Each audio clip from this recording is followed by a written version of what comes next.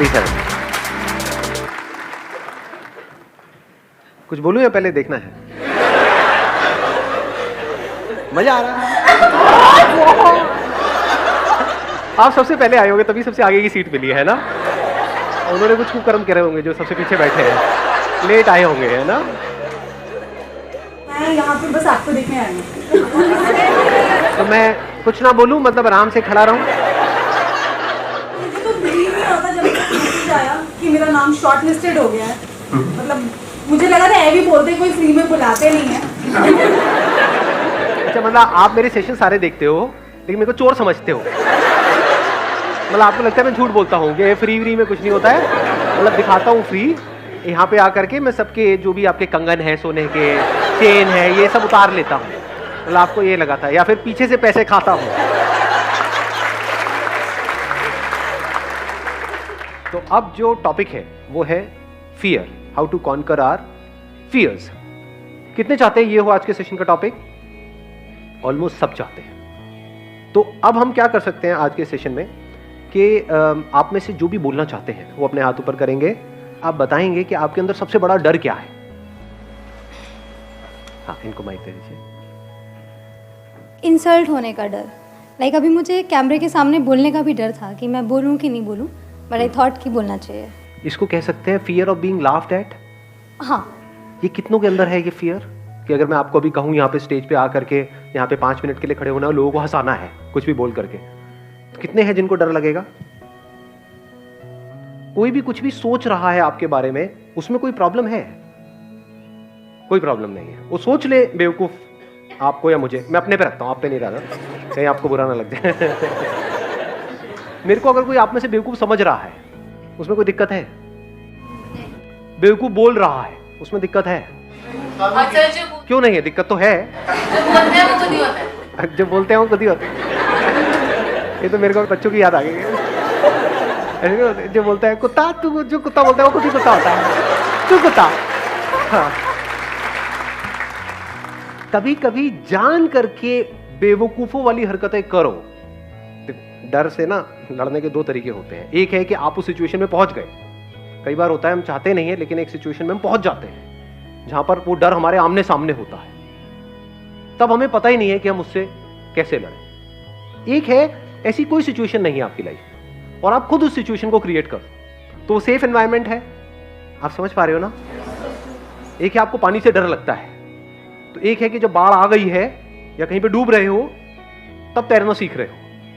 एक है safe environment में, यानी किसी स्विमिंग पूल में आप तैरना सीख रहे हो, उसमें तो कोई रिस्क नहीं है, कोई डर नहीं है। ऐसे ही ये जो डर है वो है कि कहीं मैं बेवकूफ ना लगने लगूं। तो अगर हम जानबूझ करके कुछ बेवकूफों वाली हरकतें करें, अपने घर में भी, अपने दोस्तों के सामने भी, यहां भी वहां भी, मतलब जानबूझ करके अपना मजाक उड़वाएं, तो क्या लोगों को मजा आएगा आपका मजाक उड़ाने में? नहीं। मजा किसका मजाक उड़ाने में आता है? अपने ऑफिस में, घर में, यहाँ पे वहां पे। जो बुरा मानता है, जो उससे परेशान होता है बेसिकली। जो बुरा मानता है, बुरा क्यों मानता है? क्योंकि उसके अंदर डर है कि कहीं मेरा मजाक ना उड़ जाए। जिसके अंदर एक्चुअल में डर है ही नहीं, वो खुद ही अपना मजाक उड़ाता रहता है। अब उसका कोई क्या मजाक बनाएगा? अगर अपनी वीकनेसेस पे हम खुद हंसना शुरू कर दें, खुद अपने आप को हल्का फुल्का लेना शुरू कर दें हर एक सिचुएशन में, तो ऐसी अगर कोई सिचुएशन क्रिएट होगी भी जहां पे एक्चुअल में आप बेवकूफ शो हो रहे होगे, तब भी आप हंस रहे होगे। बट अगर हमने अपने आप को ज्यादा सीरियसली ले लिया, अब हम फंस जाएंगे। जब दुनिया हंसेगी, चाहे आपके मुंह पे ना हंसे, आप जा रहे हो, आपको दिख रहा है मुंह नीचे कर करके हंस रहे हैं लोग, हो जाती है ना कि लाइफ में कई बार ऐसी सिचुएशंस क्रिएट हो जाती हैं। बेवकूफ है, बेवकूफ है, बेवकूफ है, मन में बोल रहे हैं, आपको पता लग रहा है उनकी शक्ल से। तो अगर आपको पता है कि हाँ मैं बेवकूफ भी हूं, सिर्फ बेवकूफ ही हूं नहीं, भी हूं, दोनों में बड़ा फर्क है। कुछ लोगों का ये भी हो जाता है कि हाँ मैं तो बेवकूफ हूं, रोते रहो बेटा, मैं बेवकूफ भी हूं, तो कोई दिक्कत ही नहीं है। आंसर मिल गया आपको? हाँ।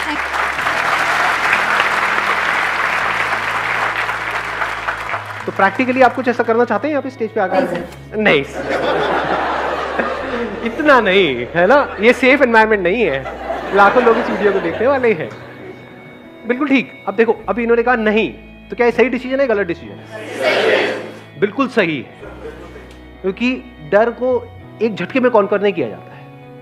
ये नहीं कि मुझे तैरने से डर लगता है तो मैं सीधा जाकर के समुद्र में तैरूंगा। इसको हम करेज समझते हैं, बट ये करेज नहीं, बेवकूफी होती है बहुत बार। कि अगर डर है तो धीरे धीरे कॉन्कर करो, धीरे धीरे। Hi sir, my name is Chirag. I went to New Zealand for studies. तो वहाँ से क्या हुआ कि 1.5 महीने तक मुझे कोई जॉब नहीं मिली। अब I am planning again to go to Canada, but मेरे को ये डर है कि अगर मैं दोबारा कोशिश करूँगा तो फिर से फेल ना हो जाऊँ, because a lot of money was involved. Fear of failure, इसको और अगर स्पेसिफिक किया जाए, fear of financial failure. Financial failures. Past में आपने कुछ ऐसा किया जहाँ पे आपको फाइनेंशियल लॉस हुआ, अब आपके अंदर डर है कि मैं दोबारा उस काम को करूँ या ना करूँ। ये डर हमारे अंदर होना चाहिए, नहीं होना चाहिए? कितने कहते हैं नहीं होना चाहिए? 3-4 लोग। कितने कहते हैं डर होना चाहिए हमारे अंदर? ये होना चाहिए, because money is like your life line. 2 तरह के फियर्स होते हैं, इसको ध्यान से समझ लेना। एक है साइकोलॉजिकल, एक है फिजिकल। पहले इन दोनों को अलग अलग करके हमको समझना होगा। साइकोलॉजिकल क्या है? लोग हंसेंगे तो, लोग मेरे को बेवकूफ बोलेंगे तो, ये सब क्या है? Psychological fears. मैंने पैसा जोड़ा है, 10 साल तक सुबह से रात तक काम करके इतना पैसा जोड़ा है, मान लो 2 लाख रुपए या 4 लाख रुपए। मेरे पेरेंट्स ने पूरी लाइफ काम करके इतना पैसा जोड़ा है, और अगर वो पैसा डूब गया तो ये डर होना चाहिए, नहीं होना चाहिए? 100% होना चाहिए। इसका प्लस पॉइंट क्या है? ये जो फियर ऑफ फाइनेंशियल लॉस है, ये आपको फाइनेंशियल लॉस से बचाएगा। हाँ जी। इसका माइनस पॉइंट क्या है? ग्रोथ रोक देगा। आप एक ऐसी स्टेट में पहुंच जाओगे जिसको बोलते हैं पैरालिसिस ऑफ एनालिसिस। टाइम निकल जाएगा, 10 साल, 20 साल, 50 साल, कुछ करोगे ही नहीं। रिस्क के नाम से हमको डर लगने लग जाएगा। तो क्या ऐसा बंदा कभी भी कुछ कर पाएगा अगर उसको डर ने चारों तरफ से घेर लिया है तो? क्योंकि लॉस तो हो ही सकता है ना। जब पहले हुआ है तो दोबारा भी हो सकता है ना। कुछ भी नया हम ट्राई करते हैं तो वहां पे रिस्क तो होता ही है ना। ऐसा तो नहीं हो सकता कि रिस्क हो ही ना। और मजे की बात क्या है, हमको लगता है कि रिस्क सिर्फ वहां पर है, जहां पर आप हो वहां पर जो रिस्क है वो हमको नजर नहीं आता है। बिल्कुल ऐसा है जैसे घर से बाहर अगर हम कहीं जाएंगे, कहीं ट्रैकिंग करने जाओगे तो वहां पर रिस्क है ना, मर सकते हो ना ट्रैकिंग करोगे तो। घर में बैठे रहो तो कोई रिस्क है? नहीं है, ऐसा हमको लगता है। बहुत बड़ा रिस्क है, एक कैद है, कैद में जिए कैद में मरे। क्या किया जिंदगी में? कुछ भी नहीं। सुबह इतने बजे उठे, वहां पर गए, फिर आए, फिर सो गए, फिर ये किया वो किया। एक रेपिटेटिव मोड में नहीं चले जाएंगे। फिर हमें और एक रोबोट में फर्क क्या है? लाइफ किसे कहते हैं? जो ग्रो कर रहा हो या जो रुक गया हो? बिल्कुल हवा की तरह जो चलती चली जा रही है, पानी जो बहता चला जा रहा है। पानी रुक जाता है तो सड़ने लग जाता है। तो ये इसका बहुत बड़ा माइनस पॉइंट है, फियर ऑफ फाइनेंशियल लॉस। क्योंकि कुछ भी करने के लिए पैसा तो चाहिए ही ना। बिना पैसे के क्या नया होगा? मतलब कुछ भी, आपको अपने घर से यहां तक भी आना तो उसके लिए भी पैसा लगा। तो छोटे से भी छोटा कुछ करोगे तो उसके लिए भी पैसा चाहिए।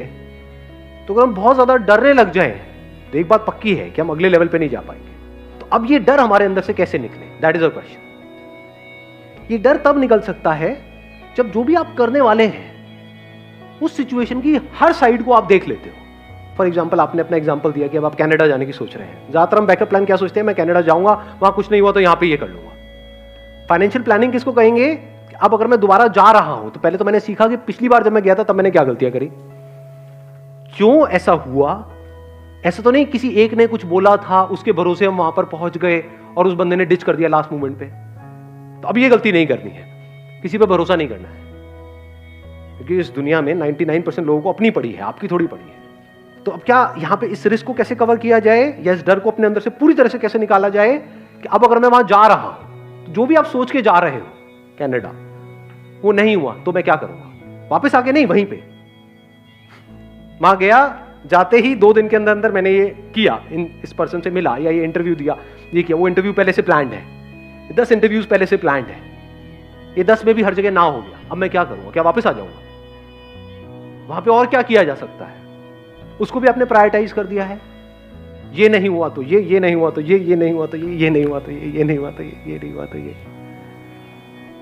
तो आपके फेलियर होने के चांसेस बहुत कम हो गए। तो डर निकल गया।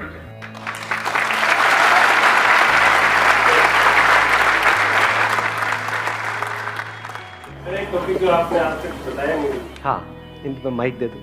अभी एक्चुअली में होता क्या है, जिनके पेरेंट्स है, मतलब घर बना हुआ है, जैसे ज़रूरत का सामान है, रोटी कपड़ा और मकान है, वो तो सारे रिस्क ले सकते हैं। जो मेरे जैसे खुद चल के, जिन्होंने मतलब कुछ नहीं था हमारे पास, फिर मैंने एक अपना स्टैंडर्ड बनाया, घर बनाया, ऑटोमेटिक गाड़ी ली, सरकारी नौकरी, सरकारी अफसर बना, सब कुछ बन गया।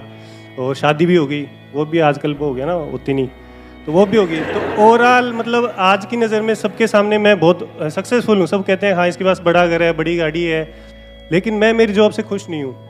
मेरे को मतलब जाना ही पसंद नहीं है, पसंद ही नहीं है मेरे को मेरी ये जॉब। सब आप बोलना चाहते हैं कैमरे में? हाँ कोई दिक्कत नहीं है।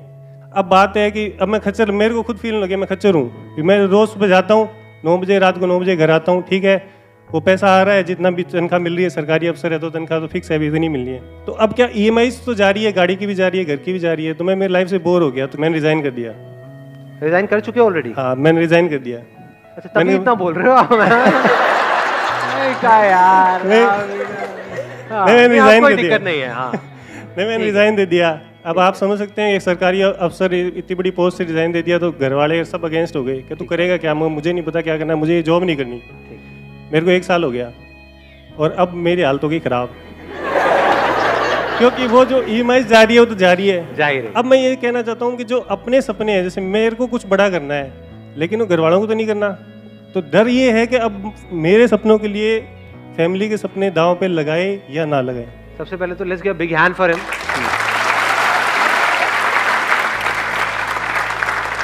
ये जो इतना खुल के बोल रहे हैं, ये बोलने के लिए बहुत करेज चाहिए। तो अब पॉइंट आता है इसका सॉल्यूशन क्या है, कि अभी बेसिकली जो प्रॉब्लम है वो है कंफ्यूजन। समझ नहीं आ रहा है हम क्या करें, नंबर 1। नंबर 2, अब जो ऑलरेडी खर्चे बंद गए हैं और एक लाइफस्टाइल, एक स्टेटस है, उससे नीचे कैसे आए। चलो आप तो आ जाओगे लेकिन घर वाले उससे नीचे आने के लिए तैयार नहीं है, बस ये है। समझ पा रहा हूँ मतलब। हाँ, तो अब ऐसी सिचुएशन में हम क्या करें, तो वहां पर एक स्ट्रॉन्ग स्टैंड लेना होता है आपको, अपने लिए और सबके लिए, जो आपको सही लगता है। अब एक्चुअल में सही क्या है ये कौन बताएगा आपको? अभी आप कैसे जी रहे हो अपनी लाइफ? जो एक्चुअल में सही है वो कर रहे हो, या दुनिया ने कुछ नॉर्म सेट करे हुए हैं उसके हिसाब से उसके अंदर उस दायरे में एक्ट कर रहे हो और कह रहे हो कि हाँ सब सही है? क्या आपकी लाइफ की डोर पूरी तरह से आपके हाथ में है? अगर आप ध्यान से समझोगे तो 2 ही तरह के डर हैं हमारे अंदर, 3 तरह के, 3 नजर आए। 1 मिनट, हाँ 2 थे, तीसरा भी नजर आया। एक है रिलेशनशिप से रिलेटेड, एक है पोजेशन से रिलेटेड, एक है आपकी ईगो से रिलेटेड। सक्सेसफुल नहीं है तो कोई नहीं पूछता, सक्सेसफुल नहीं है तो कोई नहीं पूछता, ये क्या डर है? इसको हम किस कैटेगरी में डालेंगे? रिलेशंस।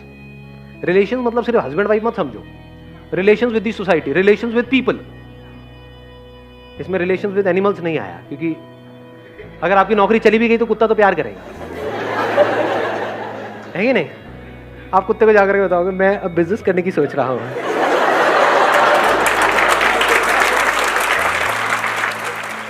लेकिन अगर किसी और रिलेशन में किसी को बताया तो वो क्या करेंगे? They will not act out of love. उनको आपकी थोड़ी पड़ी है कि आप अंदर ही अंदर फ्रस्ट्रेट हो रहे हो। They will act out of fear. Love में फियर में फर्क देख पा रहे हो? लव हमको आजाद करता है, फियर हमको छोटा बनाता है, सेल्फिश बनाता है। तो अब इसमें क्या करना है कि अगर they are all acting out of fears, तो पहले आपको फियरलेस होना है, तब देयर इज अ पॉसिबिलिटी कि आपके आसपास में जो लोग हैं वो फियरलेस हो सकते हैं। ये जो फियर्स हैं, अगर इसको हम एक एक करके फटाफट से देखें, फियर रिलेटेड टू पोजेशंस, चीजों का डर, चीजों को चले जाने का डर। ये डर कैसे निकलेगा? बिना चीजों के जी के देख लो, 10 दिन 15 दिन। बहुत सारे लोगों के साथ क्या होता है, जब ये चीजें उनसे कोई छीन लेता है तब उनको समझ ही नहीं आता है मैं क्या करूं। तब ज्यादातर लोग ऐसे में या तो बिल्कुल ही अंदर से खत्म हो जाते हैं, डिप्रेशन में चले जाते हैं। ये जो लाइफस्टाइल होता है एक तरह का, उसको खोने का डर कब निकल सकता है? जब आप एक्चुअल में ऐसे जी रहे हो कि आपके पास शायद पैसा बहुत है, लेकिन आप बड़ी से बड़ी गाड़ियों में भी घूम रहे हो और पैदल भी घूम रहे हो, स्कूटर पे भी घूम रहे हो। गाड़ी का मतलब क्या है? चाहे छोटी हो चाहे बड़ी हो, कहीं पहुंचने के लिए है ना। गाड़ी का और एक्चुअल में रोल क्या है? और कोई रोल है? बाकी सब यहां है, साइकोलॉजिकली है कि मेरी गाड़ी तेरी गाड़ी से बड़ी है, उसको क्या, सो व्हाट।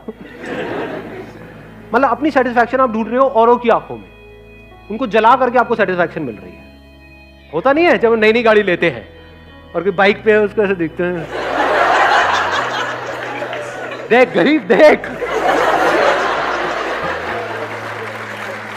तो क्या करना होगा? ये डर कैसे निकलेगा? अकेले में कम से कम रिसोर्सेज में अपने साथ में टाइम स्पेंड करो। कुछ दिन तक किसी गुरुद्वारे में जाओ, वहां पे जाकर के खाना खाओ, देखो कितना टेस्टी है, फ्री है नहीं है? तो आपको ये पता होना चाहिए कि कैसे कम से कम पैसे में या बिना पैसे के भी मैं जी सकता हूं और खुश रह सकता हूं। इतनी अकल होनी चाहिए। इसको और अगर सिंपल करूं, अपने अंदर झांक के देखा मैं किन चीजों पर डिपेंड हूं जिसके बिना मैं फड़फड़ाने लग जाता हूं, किन लोगों पे डिपेंड हूं। हैबिट पड़ जाती है ना एक तरह की, जिनके साथ हम रह रहे होते हैं, चाहे अंदर से लड़ाई झगड़े होते हैं लेकिन आदत पड़ गई है। जैसे फॉर एग्जांपल आपको एडिक्शन है कि भाई डेली मेरा ये फ्रेंड है, मेरे को उसके साथ में टाइम स्पेंड करना ही करना है। एक फ्रेंड सर्कल बन जाता है, एक मिनट सुनना, एक फ्रेंड सर्कल बन जाता है 5-7 लोगों का, उसमें पता है वो सब मिल करके आपकी ले रहे हैं, मतलब जो भी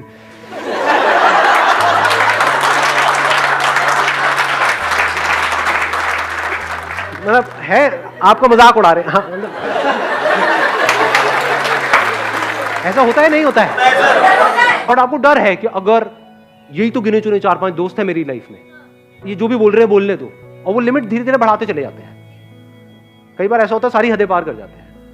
आपके बारे में बोल रहे हैं, आपके माँ बाप के बारे में बोल रहे हैं, वो बंदे सुने चले जा रहे हैं। क्यों? क्योंकि डर है कि इन्होंने मेरे को अपने ग्रुप से निकाल दिया तो मेरा क्या होगा। डर है ना, तो छोड़ दो ना उस ग्रुप को कुछ टाइम के लिए, महीने के लिए, 2 महीने के लिए देखो छोड़ करके, क्या उसके बिना आप जी सकते हो, तो आपके अंदर कॉन्फिडेंस आएगा। अब आप वहां पे स्टैंड ले सकते हो, नहीं तो you will act always out of fear कि मैंने बोला तो कहीं लड़ाई ना हो जाए, कहीं ये ना हो जाए, वो ना हो जाए। डर में किसी के साथ रह रहे हो, ये कोई रहना होता है? डर में कोई आपके साथ रह रहा है, कोई रहना है? रहना है तो प्यार को फाउंडेशन बनाओ ना। प्यार का मतलब क्या होता है? तुझे जो करना है कर, साथ रहना है रह, छोड़ना है छोड़ दे, कल छोड़ना है कल छोड़, अभी छोड़ना है अभी छोड़। कोई और समझ आ जाए तो बहुत बढ़िया है, जाओ। When love is the foundation, तो वहां पर कोई डर नहीं होता। Where there is fear, there is no love. Where there is love, there is absolutely no fear. और कौन सा रह गया? ईगो। अब ये डर कैसे निकलेगा हमारे अंदर से? ईगो क्या होती है? What is ego? नहीं, सिर्फ ये नहीं कि मैं हमेशा सही हूं। कोई बोलता है ना कि मैं तो बिल्कुल ही गलत हूं, मैं तो गया गुजरा हूं, वो भी ईगो है। ईगो हम किसको समझते हैं? मैं ये, मैं वो एरोगेंस है। ईगो का मतलब क्या है? मैं ये हूं, तू वो है, ये ईगो है। जो मुझे तुझसे अलग करती है वो ईगो है। इसकी वजह से मैं सुबह से रात तक अपने आप को औरों से कंपेयर करता रहता हूं, और उससे जेलस होता रहता हूं। हर एक की जड़ क्या है अगर ईगो नहीं है तो? मैं किसी को कुछ भी बोल देता हूं, बट कोई जरा सा मुझे कुछ बोले तो मुझे बुरा लग जाता है। ईगो नहीं तो और क्या है? Unless and until you see it as a fact, absolutely clearly, that this ego is an illusion, it's a myth. ये कोई सच्चाई नहीं है, झूठ है।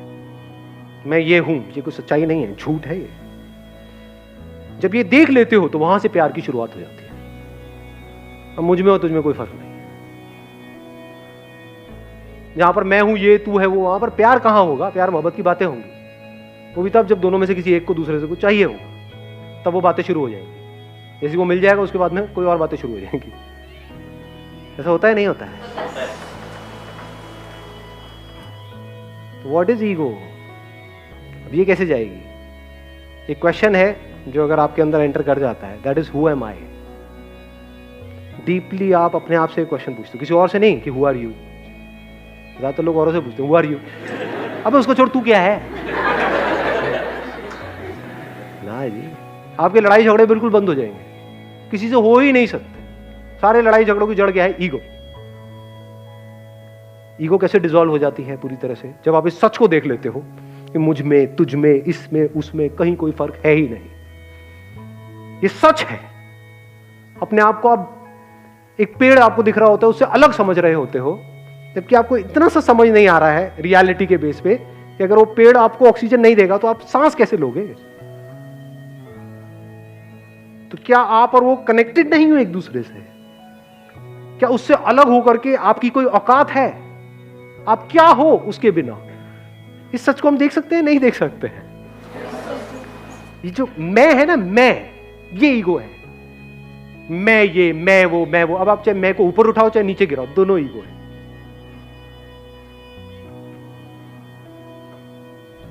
सुबह से रात तक यहीं पे हम जीते हैं, यहीं पे मर जाते हैं। इससे जब आप बाहर निकलते हो तब आपको कुछ नजर आने लग जाता है, तब एक नई दुनिया का रास्ता आपके लिए खुल जाता है जो इस दुनिया से बिल्कुल अलग है। वहां पर मैं और तू कहीं पर भी नहीं है। जैसे फॉर एग्जाम्पल, मैं एक छोटा सा एग्जाम्पल दूंगा, I am not too sure आप कैसे देखोगे। कभी प्रैक्टिकली 20 मिनट के लिए, आधा घंटे के लिए बैठ करके यहाँ पे इस पे ध्यान लगाना, तो आपको समझ आएगा क्या है। ये जो 2 उंगलियां है ना, ये अलग अलग है, ये अलग है, ये अलग है, बिल्कुल इस तरह से जैसे आपकी बॉडी और ये बॉडी अलग अलग है। पर जैसे ही इसको हम जोड़ते हैं तो कुछ देर बाद ये एक हो जाती है। यहाँ पे एनर्जी आपको फील होगी, फिर धीरे धीरे वो एनर्जी इतनी तेजी से फ्लो करने लग जाएगी कि उंगलियां फील होनी आपको बंद हो जाएगी। You will not be able to feel your fingers, there be only energy. वो यहां है या वहां है आपको ये तक पता नहीं होगा, यहां वहां गायब हो जाएगा, सिर्फ एनर्जी रह जाएगी। ये सिंबल है ये बताने का कि सब जुड़ा पड़ा है, सब एक है।